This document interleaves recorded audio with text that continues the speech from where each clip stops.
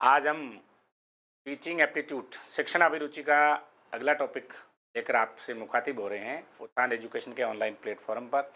My self M R Chaudhary. क्या है संप्रेषण, इसके विषय में चर्चा करेंगे। संप्रेषण का मीनिंग होता है कम्युनिकेशन।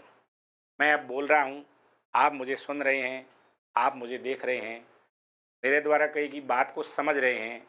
मेरे हाव भाव से यदि आप सीख रहे हैं, कुछ न कुछ ज्ञानार्जन कर रहे हैं, ये मेरे और आपके बीच में होने वाली अदृश्य जो घटना है या दृश्य घटना है वो संप्रेषण है। इसी प्रकार का विचार, भाव, सूचना, मैसेज, संदेश, व्यवहार यदि हम समझ पा रहे हैं या हमें समझाने के लिए किया जा रहा है, जिसका कोई एक उद्देश्य हो, वह शैक्षिक संप्रेषण कहलाता है। क्या कहता है हमारा पाठ्यक्रम, उसके बारे में चर्चा करें। एक व्यक्ति से दूसरे व्यक्ति तक संदेश पहुंचाने को संप्रेषण कहते हैं। बेहद सरल परिभाषा है। एक व्यक्ति में, एक व्यक्ति आप, मैं जो बातें बोल रहा हूं आप उनको सुन रहे हैं, अधिगम कर रहे हैं, सीख रहे हैं, समझ पा रहे हैं, ये संप्रेषण है। आप किसी को इशारा करके बुलाते हैं, किसी को इशारा करके रोकते हैं, किसी को आने के लिए कहते हैं, फेंकने के लिए कहते हैं, खेलने के लिए कहते हैं। संकेत, भाव, व्यवहार, शब्द, मैसेज, लिखित, अलिखित सभी संप्रेषण के घटक हैं। इसी प्रकार के डेविस के अनुसार, एक वैज्ञानिक हुए हैं डेविस, शिक्षा मनोवैज्ञानिक, उनके अनुसार संप्रेषण वह प्रक्रिया है जिसमें सूचना और संदेश को, इंफॉर्मेशन और मैसेज को एक व्यक्ति से दूसरे व्यक्ति तक पहुंचाया जाता है। कोई भी सूचना है, कोई भी मैसेज या संदेश है, उसकी जानकारी घटना की, तथ्य की, क्रिया की, गतिविधि की, व्यवहार की, वो संप्रेषण कहलाती है। भावनाएं, तथ्य, संवेग, समझ, इच्छाओं, आकांक्षाओं, विचारों, हाव भाव तथा आचरण आदि उसी रूप में दूसरी ओर पहुंचता है, जिस रूप में वह भेजा गया है, संप्रेषण कहते हैं। मैं आपको जो बात समझाने का प्रयास कर रहा हूं, यदि वो बात ठीक रूप में आप समझ पा रहे हैं तो ये संप्रेषण है। यदि मैं जो कहना चाह रहा हूं या मेरे कहने का, समझाने का जो उद्देश्य है वो आप नहीं समझ पा रहे हैं तो वह संप्रेषण नहीं है। जैसे हिंदी में एक बहुत सरल वाक्य है, कई बार इस्तेमाल किया जाता है, उसे रोको, मत जाने दो। अब अल्प विराम या कोमा कहाँ लगता है उसके अनुसार वाक्य का भाव बदल जाता है। एक का अर्थ है उसे रोको, ऐसा हम यहाँ लिखते हैं, उसे रोको, मत जाने दो। पहले मैं यहाँ यदि अल्प विराम लगा देता हूँ तो इसका अर्थ हुआ उसे रोक दो, जाने मत दो। उसे रोको, स्टॉप, जाना नहीं चाहिए। और यदि मैं अल्प विराम यहाँ नहीं लगा करके अल्प विराम यहाँ लगा दूँ, उसे रोको मत, से रोको मत, जाने दो, भाव अर्थ विपरीत हो जाता है। तो कुल मिलाकर संप्रेषण का अर्थ यह है, संप्रेषण वो उद्देश्य पूर्ण गतिविधि है, गत्यात्मक प्रक्रिया है, जिसके द्वारा संदेश देने वाला, सूचना भेजने वाला अपने उद्देश्य की प्राप्ति में सफल हो जाता है।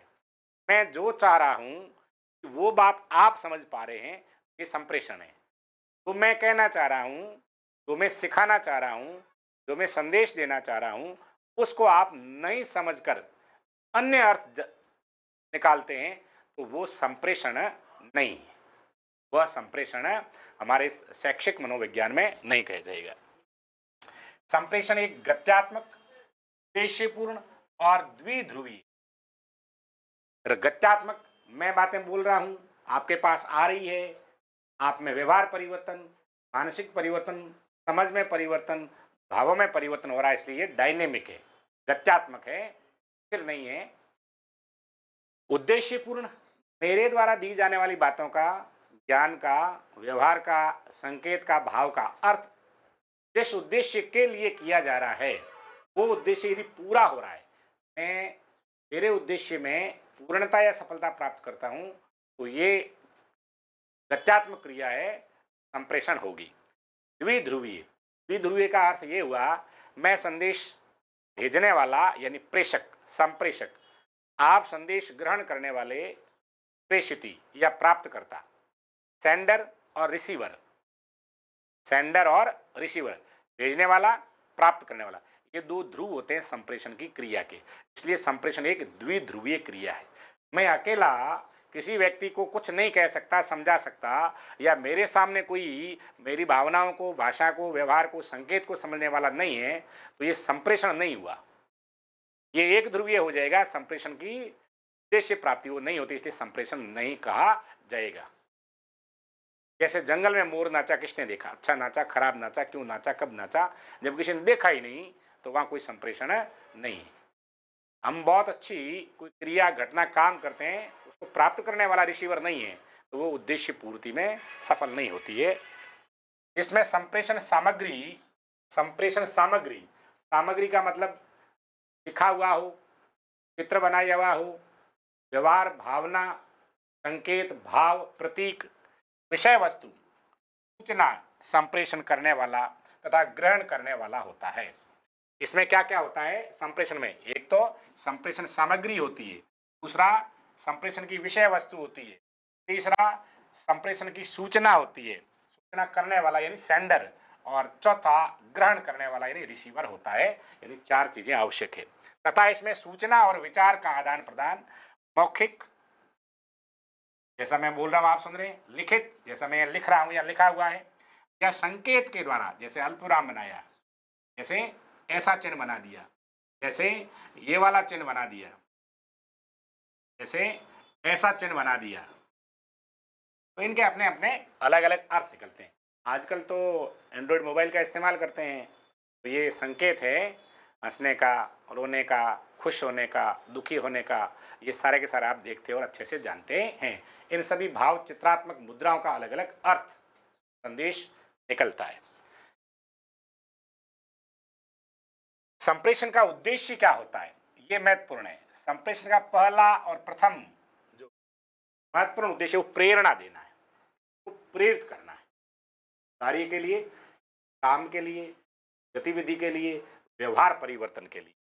सूचना देना, हम संप्रेषण के द्वारा अगले व्यक्ति को, अगले ध्रुव को सूचना देते हैं, ज्ञान के रूप में, कार्य कराने के रूप में, कार्य रोकने के रूप में, प्रयोग करवाने के रूप में, प्रयोग का परिणाम निकालने के रूप में, उद्देश्य पूर्ति के लिए सूचित करते हैं। और चेतावनी देना भी इसमें संदेश है, रोको मत जाने दो, रोको मत जाने दो।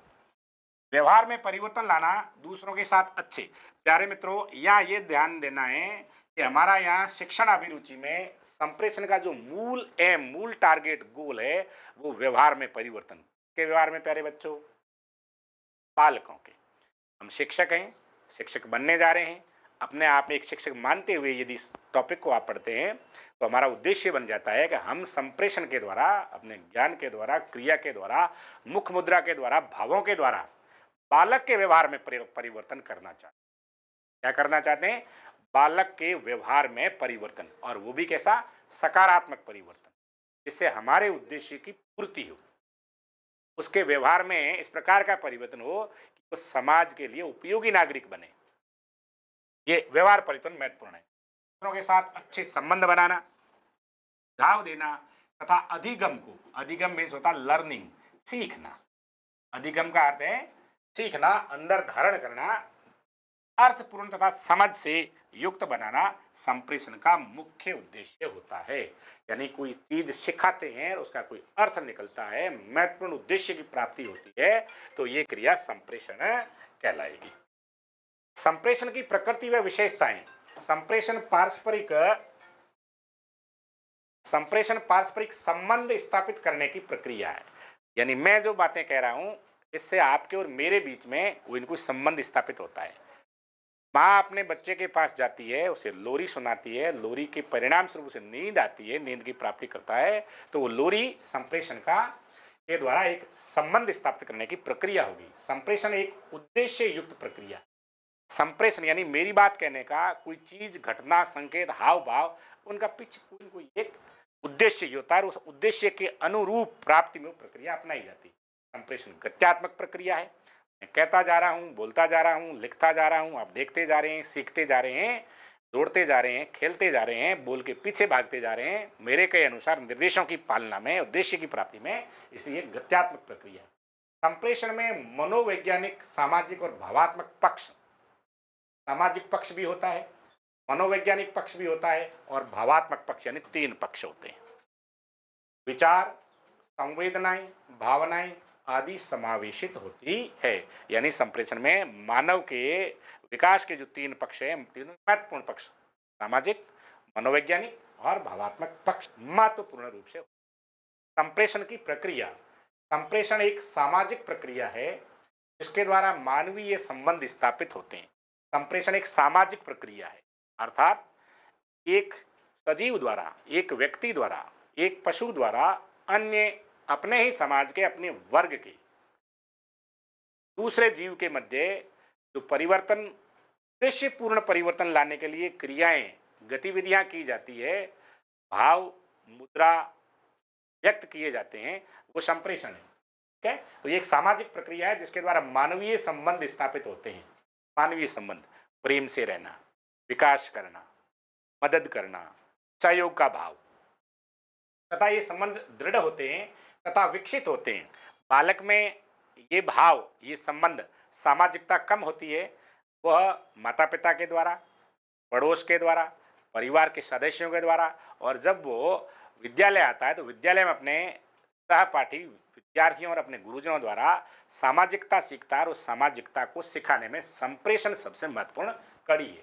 इसके बिना सामान्य जीवन की कल्पना भी असंभव है। अच्छा प्रश्न बना है कि संप्रेषण के बिना सामान्य जीवन की कल्पना संभव नहीं। जैसे कोई गूंगा व्यक्ति है, वह सुन नहीं पाता है, तो वह अपनी भावनाएं बोलकर व्यक्त नहीं कर पाता है, तो वो उसका जीवन सामान्य नहीं, असामान्य, इसलिए उसको एबनॉर्मल। दिव्यांग लोग जितने भी हैं, इनकी ये ज्ञानेंद्रियां सुनने की, समझने की, बोलने की अल्प विकसित या अविकसित होती है, वो सामान्य जीवन इसी कारण नहीं जी पाते हैं, जिसकी वजह से समायोजन की समस्या उत्पन्न होती है। प्यारे बच्चों, संप्रेषण की प्रक्रिया को निम्न चक्र द्वारा प्रस्तुत किया जा सकता है।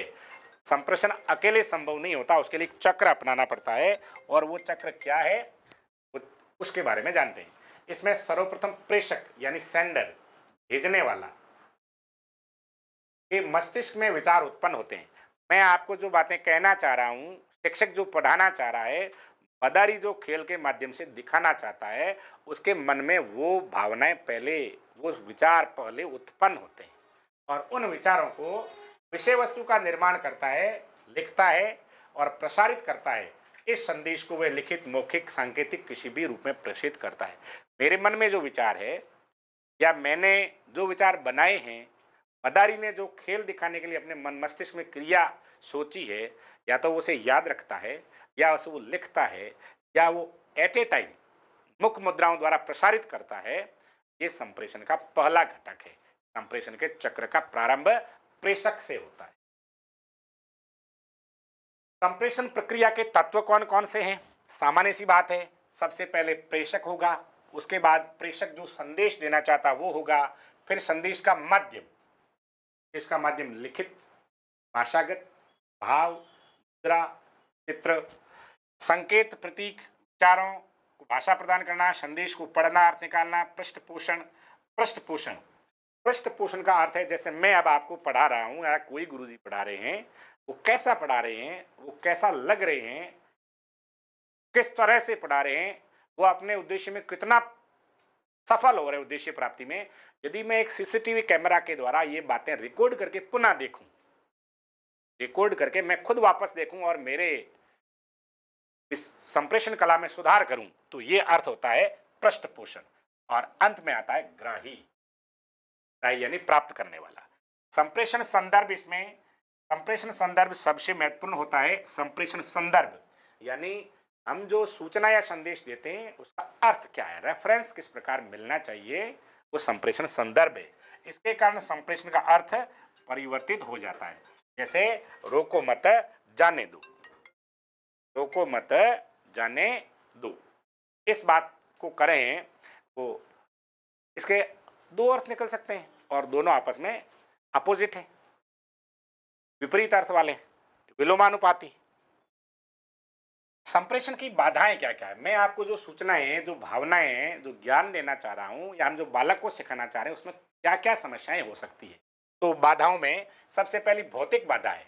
भौतिक बाधा में प्यारे बच्चों, शोर, कोलाहल, वातावरण वातावरण हमारे लिए फ्रेंडली नहीं हो, बालक के बैठने में सीखने में बाधक हो। दूरी, मैं सिखा रहा हूं, मैं बोल रहा हूं, मेरी बात ठीक ढंग से पेट पीछे बैठने वाले बच्चे तक नहीं पहुंची तो मेरा संप्रेषण है वो उद्देश्य प्राप्ति में सफल नहीं होगा। समय अभाव, समय कम हो, प्रसारण यंत्रों में कमियां हो, समय थोड़ा हो तो मेरी बात को मैं उठपटांग फटाफट से बोलूंगा, आप उस स्पीड से या बालक उस स्पीड से सीख नहीं पाएगा। और प्रसारण यंत्र यदि लाउड स्पीकर के द्वारा या किसी खराब माध्यम के द्वारा हम बात कहते हैं तो वो उचित रूप से हमारे तक नहीं पहुंच पाती है और संप्रेषण का जो उद्देश्य है उसकी प्राप्ति नहीं होती है। भाषा की बाधाएं, अस्पष्ट शब्द, अनावश्यक शब्द, गलत उच्चारण, शब्दों को चबाकर बोलना, अस्पष्ट संकेत, भाषा की क्लिंटता यानी जटिलता, अनकार्यक शब्दों का प्रयोग। कई बार हमने ऐसा देखा सुना है, व्यक्ति पढ़ाता है, कोई व्यक्ति भाषण देता है, कोई व्यक्ति कोई गतिविधि का आयोजन करता है तो अमुक अमुक व्यक्तियों की बात हमारे सरलता से और सहजता से समझ आ जाती है, चाहे वो व्यक्ति हमारे से अनजान है या हम उसको नहीं जानते हैं। लेकिन कुछ ऐसे लोग होते हैं, बड़े विद्वान होते हैं, लेकिन उनकी बात बालकों के मन मस्तिष्क में समझ में नहीं आती, अधिगम या उनका लर्निंग नहीं होता। कारण उनकी बोलने की कला या उनके द्वारा उच्चारण किए जाने वाले शब्द या उनके बोलने का तरीका या उनकी मुख मुद्रा, इस प्रकार की कई चीजें हैं जो संप्रेषण में बाधक होती है। मनोवैज्ञानिक बाधाएं, पूर्वाग्रह, हमने किसी अपने गुरुजी के बारे में, टीचर्स के बारे में या आने वाले आदमी के प्रति पूर्वाग्रह बना लिया तो हम उस बात को सीख नहीं पाते हैं, वो हमारे संप्रेषण में बाधक होगा। पूर्वाग्रह से मतलब हमने किसी व्यक्ति को देख लिया, उसकी मुख मुद्रा, शारीरिक स्थिति हमारे मन में मस्तिष्क में नकारात्मक रूप से सेट हो, दुबला पतला है या और कोई दिव्यांगता है, काला कलूटा है या फिर ठिगना जो ज़्यादा लंबा है या फिर कोई अन्य अन्य प्रकार से मानव बच्चों के मन में आ जाए, यदि हम पूर्वाग्रह कर लेंगे ये खराब है, ये चीज़ खराब है, ये व्यक्ति खराब है, ये किताब खराब है, ये पुस्तक खराब है, ये पाठ खराब है, ये टॉपिक खराब है, ये कंसेप्ट खराब है, तो फिर वो संप्रेषण की क्रिया में उद्देश्य की प्राप्ति नहीं कर पाएगा और संप्रेषण में बाधक बन जाएगा। अरुचि, हमारा उसको पढ़ने में मन नहीं होना, ध्यान दे सकना, यानी हम जिसमें अरुचि होगी उस पर पूरा ध्यान नहीं देंगे। पढ़ाने वाले गुरुजी की बात करें, पढ़ने वाले विषय की बात करें, उस टॉपिक की बात करें। प्यारे बच्चों, आपने कई बार देखा होगा यदि विज्ञान के गुरुजी आपको कोई प्रयोग करके सिखाते हैं, सामाजिक के गुरुजी या गणित के गुरुजी जो क्रिया करके लर्निंग बाय डूइंग करते हैं तो आप सब इंटरेस्ट लेते हैं। आपको प्रेम पूर्वक कोई कहानी सुनाते हैं तो हम दोनों कान चौकन्ने करके उनको बहुत ढंग से सुनते हैं, बहुत अधिक ध्यान देते हैं और वो हमारे को फटाफट याद हो जाती है। लेकिन गणित के क्वेश्चन है, कोई इक्वेशन समीकरण है या कोई कठिन संप्रत्य है तो हमें याद नहीं हो पाता, क्योंकि हम उस पर पूर्वाग्रह से ग्रसित होकर अथवा पूरा ध्यान नहीं दे पाते हैं तो उसको समझ नहीं पाते हैं, वो संप्रेषण में बाधक बन जाते। गलत प्रत्यक्षीकरण, हमें कहना कुछ और चाह रहे हैं, हम समझ कुछ और रहे, लिखा हुआ कुछ और है, उसको मन मस्तिष्क में कुछ और ही चल रहा है तो और पढ़ रहे हैं, अर्थ निकाल रहे हैं। अधिक चिंताएं, जिज्ञासा, बहुत ज़्यादा जानने की इच्छा हो तो जिज्ञासा या कोई चिंता हो, इसी कारण गृह कार्य अधूरा हो, घर में समय से आपके सारी इच्छाओं की पूर्ति नहीं हो, आपके दोस्त के नंबर आपसे अधिक आ गए हों, आपके नंबर कम आ गए हों या वगैरह वगैरह कई प्रकार की चिंताएं, ये भी संप्रेषण में बाधक होती है। पृष्ठभूमि से संबंधित, पृष्ठभूमि यानी व्यक्ति समाज के किस वर्ग से आता है, यह भी संप्रेषण में बाधक और सहायक हो सकता है। आप कक्षा में ऐसा अनुभव करते हैं, आपने देखा होगा कुछ वर्गों के बालक अन्य वर्गों के बालकों द्वारा हे दृष्टि से देखे जाते हैं, उनके साथ वो तिरस्कार पूर्ण मन में भाव रखते हैं, कई तिरस्कार कर भी सकते हैं। उस स्थिति में निम्न वर्ग का बालक है या निम्न मानसिक स्तर का बालक है, उस संप्रेषण में उतनी प्राप्ति नहीं कर पाता जितना अन्य सामान्य वर्ग के या अच्छे वर्ग के बच्चे कर पाते हैं। सांस्कृतिक भेदभाव हो सकता है, पूर्व ग्रह पूर्व बाधाएं अधिगम हो सकता है, पूर्व कार्य, पूर्व किए गए कार्य। यदि बालक माना कि 10th पास करके 11th में एडमिशन लेता है और वो विद्यालय बदलता है, विद्यालय बदलते ही उस विद्यालय के नियमित पढ़ने वाले विद्यार्थी और नए विद्यालय से आने वाले विद्यार्थी में थोड़ा फर्क रहता है संप्रेषण में और अधिगम में। उसका कारण वही रहता है, वो पृष्ठभूमि है कि वो किस पृष्ठभूमि से, किस क्षेत्र से, किस प्रदेश से, किस सामाजिक वर्ग से, किस जाति से, किस धर्म से आ रहा है। संप्रेषण इसमें भेद नहीं करता, लेकिन वो पृष्ठभूमि उसमें विभेद का अवसर प्रदान कर देती है। प्रेषक और ग्राही संबंधी, प्रेषक की योग्यता तथा ग्राही की योग्यताएं बाधा बनती है। माना कि हमारे पढ़ाने वाले गुरुजी का ज्ञान का लेवल बहुत उच्च है और वो बालकों को अपने नॉलेज के स्तर से पढ़ाते हैं, लेकिन बालकों के सीखने का स्तर नीचा है, तो भले ही पढ़ाने वाला कितना ही ज्ञानी हो, विद्वान हो, लेकिन बालकों के सीखने में वो सहायक कम होता है। इसलिए बालक को सिखाने के लिए बालक के ग्राउंड रूट, मूल जहाँ बालक है, बालक के स्तर की पूर्व ज्ञान, पूर्व परख द्वारा जांच करने के बाद उसे सिखाया जाना जरूरी होता है। माध्यम संबंध, उचित माध्यम का अभाव। आजकल आपने देखा होगा वीडियोज के माध्यम से जो लर्निंग और डूइंग टीचिंग करवाई जाती है उसको ज़्यादा प्रभावी मानते हैं, और हमारा शैक्षिक मनोविज्ञान भी लर्निंग बाय डूइंग को अधिक प्रभावी मानता है, उस पर जोर देता है। क्यों? क्योंकि उसमें सारी ज्ञानेंद्रियां सक्रिय रहती है, केवल देखने वाली और सुनने वाली नहीं, इसलिए वो अधिक प्रभावी है। तो संप्रेषण का माध्यम प्रेषण में अधिक सहायक होता है। संप्रेषण के प्रकार, संप्रेषण के 3 प्रकार माने गए। संप्रेषण के 3 प्रकार माने गए हैं। पहला है अधोगामी संप्रेषण, और दूसरा है ऊर्ध्वगामी संप्रेषण, और तीसरा समतल संप्रेषण। अब प्यारे बच्चों ध्यान देंगे। अधोगामी संप्रेषण का अर्थ है हायर अथॉरिटी से उच्च अधिकारी अपने निम्न अधिकारी को कोई मैसेज देता है, सूचना देता है, आदेश देता है, निर्देश देता है, तो उसे हम क्या कहते हैं? अधोगामी संप्रेषण। इसे आदेशात्मक भाषा में दिया जाता है। ऊर्ध्वगामी संप्रेषण, कोई निम्न अधिकारी है, लोअर लेवल से हायर लेवल की ओर आदेश नहीं दे सकता, निर्देश नहीं दे सकता, केवल सलाह दे सकता है, सहयोग कर सकता है, तो ये ऊर्ध्वगामी संप्रेषण। समतल संप्रेषण, समान अधिकारियों द्वारा, समान पद के अधिकारियों द्वारा, समान लेवल के लोगों द्वारा अपने स्तर के, अपने लेवल के लोगों के बीच बातों को शेयर करना, सूचना देना, संदेश देना, निर्देश देना, वो समतल प्रेषण कहलाता है। ये शाब्दिक हो सकता है, मौखिक हो सकता है और लिखित हो सकता है। ठीक है ना? इस आधार पर, माध्यम के आधार पर संप्रेषण को फिर 2 भागों में बांट सकते हैं, एक शाब्दिक और एक अशाब्दिक।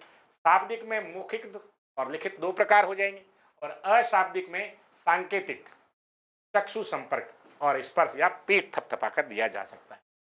सांकेतिक में क्या है? भावनाओं के द्वारा, हाय, हेलो, हाँ, ना, ची, यस, नो। अशाब्दिक यानी सिर हिलाना, मना करना, है ना, झुकना, या आने के लिए प्रेम पूर्वक आग्रह करना, यह अशाब्दिक। चक्षु संपर्क, आंख से इशारा करना, सहमत होना, सहमत नहीं होना, चुपके से आंख द्वारा बुलाना, उस आंख द्वारा की बात में सहमति प्रकट करना। स्पर्श या पीठ, ताली देना, पीठ थपथपाना, है ना, उंगली स्पर्श करना। ये तमाम प्रकार की क्रियाएं और घटनाएं हैं जो हमें खेल के दौरान, सीखने के दौरान, अध्ययन के दौरान, अध्यापन के दौरान काम में लेनी पड़ती है। वो संप्रेषण की सहायक है।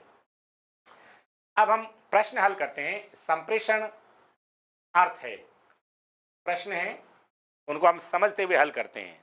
संप्रेषण कक्षा में उद्देश्य प्राप्ति के लिए की जाने वाली द्विध्रुवीय गत्यात्मक प्रक्रिया है, और उसके द्वारा बालक के सर्वांगीण विकास के लिए सकारात्मक सहयोग और ज्ञान में वृद्धि का प्रयास किया जाता है।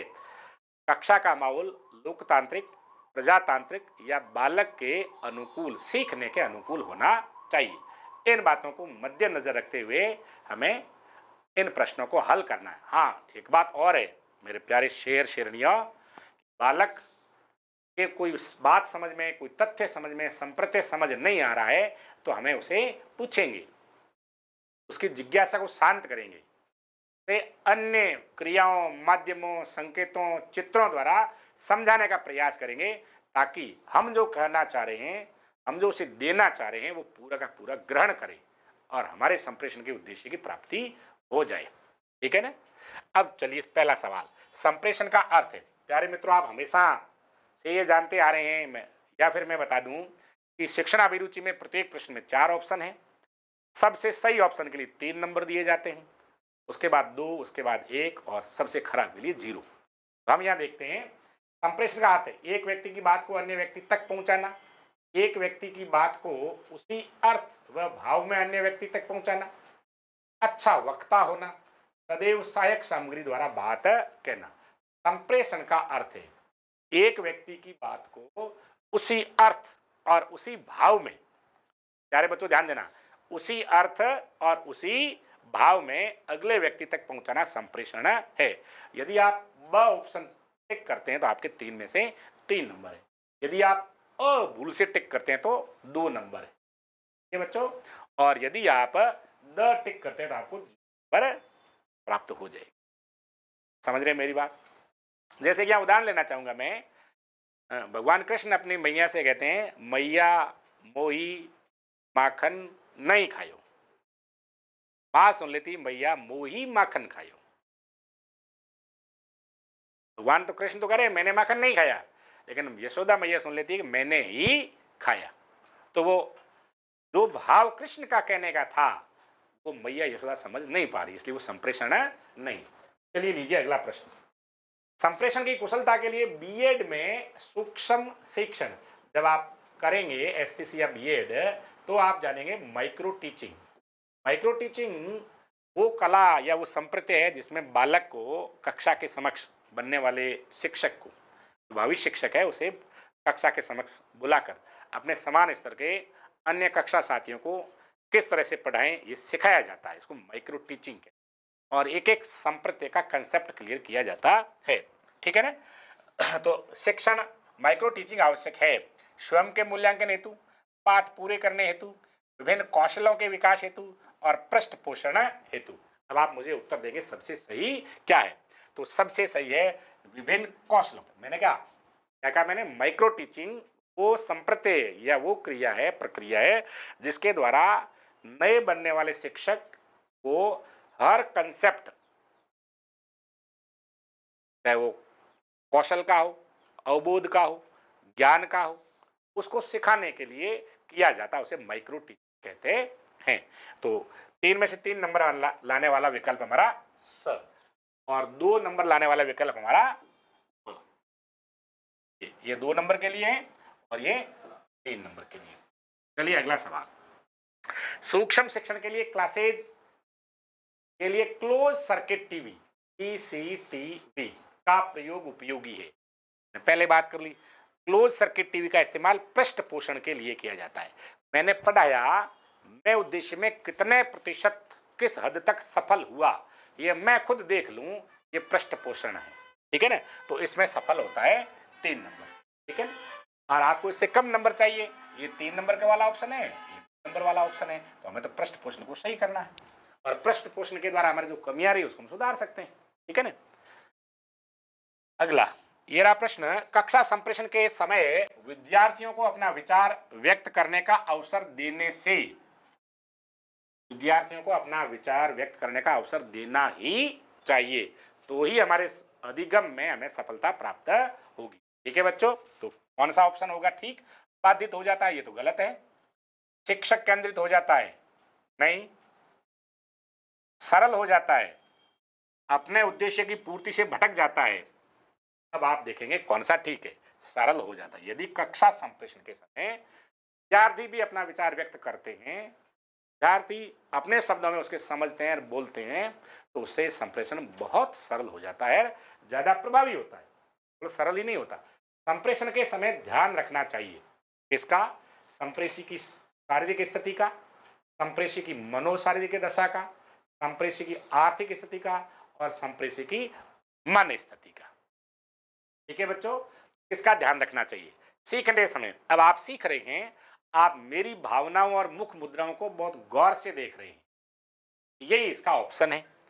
संप्रेषी की मनोशारीरिक दशा, मन और शरीर की दशा, मन और शरीर की दशा। इसलिए कहा जाता है कि शिक्षक का मूड, मनोस्थिति सदैव पॉजिटिव, सकारात्मक होनी चाहिए, सरल स्वभाव का होना चाहिए और हंसमुख मुद्रा वाला, अत्यधिक हंसने वाला नहीं, हंसमुख मुख मुद्रा वाला होना नहीं, चिड़चिड़ा क्रोधी नहीं होना चाहिए। तो हमारा ऑप्शन सही क्या हो गया प्यारे बच्चों? ब। यदि ये 3 नंबर दिलाएगा और ये दिलाएगा संप्रेषी की शारीरिक स्थिति का 2 नंबर, ठीक है ना। और सबसे गलत है आर्थिक स्थिति। पढ़ाने वाला शिक्षक अमीर है, गरीब है, यह महत्वपूर्ण नहीं होता, उससे विद्यार्थी को सीखने की कोई लेना देना नहीं होता। लीजिए अगला प्रश्न। संप्रेषण है कला, भाषाई आदान प्रदान, शैक्षिक योग्यता, कला एवं विज्ञान। प्यारे मित्रों उत्तर दीजिए, संप्रेषण क्या है? संप्रेषण कला भी है और संप्रेषण ज्ञान भी है। तो संप्रेषण कला और ज्ञान दोनों है। उसके बाद केवल कला है, उसके बाद भाषा ही है और सबसे लास्ट में शैक्षिक योग्यता, क्योंकि अनपढ़ आदमी भी संप्रेषण कर सकता है। संप्रेषण कौशल अर्जित किया जा सकता है, यह कथन है संप्रेषण कौशल अर्जित। हाँ, इसका मतलब ये हुआ प्यारे बच्चों कि क्या ट्रेनिंग के द्वारा हम हमारे पढ़ाने में सुधार कर सकते हैं? हाँ, आप बीएसटीसी का कंपटीशन, पीटीटी का कंपटीशन इसलिए दे रहे हैं देखिए आपका सिलेक्शन और उसके बाद 2 साल तक या 4 साल तक आपको यही सिखाया जाएगा कैसे पढ़ाएं, किस तरह से पढ़ाएं कि सहजता से विद्यार्थी के समझ में आ जाए, उसको सीख ले।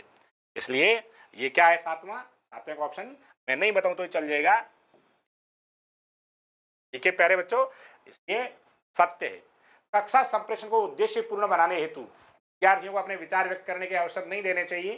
कक्षा की भौतिक व्यवस्था में सुधार होना चाहिए। विषय वस्तु को क्रमबद्ध रूप से प्रस्तुत करना चाहिए। विद्यार्थियों को विचार व्यक्त करने के अवसर देने चाहिए। आप बताएंगे कौन सा ऑप्शन सही है? पहले हमारा एक प्रश्न था, अब ये ऑप्शन बन गया। विद्यार्थियों को विचार व्यक्त करने के अवसर देने चाहिए। ये 3 नंबर दिलाएगा आपको और ये आपको 2 नंबर दिलाएगा और आपको 0 नंबर कौन दिलाएगा? ये, है ना। तो आपको तो क्या करना है? 3। प्यारे बच्चों, बीएसटीसी और पीटीटी में सिलेक्शन का जो मजबूर आधार स्तंभ है वो शिक्षणाभिरुचि है और आप सहज होकर सरल स्वभाव से लोकतांत्रिक प्रणाली, लोकतांत्रिक मूल्यों में ध्यान रख करके, मूल्यों को ध्यान में रख करके इस प्रश्न पत्र को या इन प्रश्नों को हल करते हैं तो आप 150 में से 150 नंबर इजीली ला सकते हैं। इसके लिए ज़्यादा रटने की आवश्यकता नहीं है, बस लोकतांत्रिक और नैतिक मर्यादित मूल्य मन मस्तिष्क में होने चाहिए। चलिए अगला प्रश्न।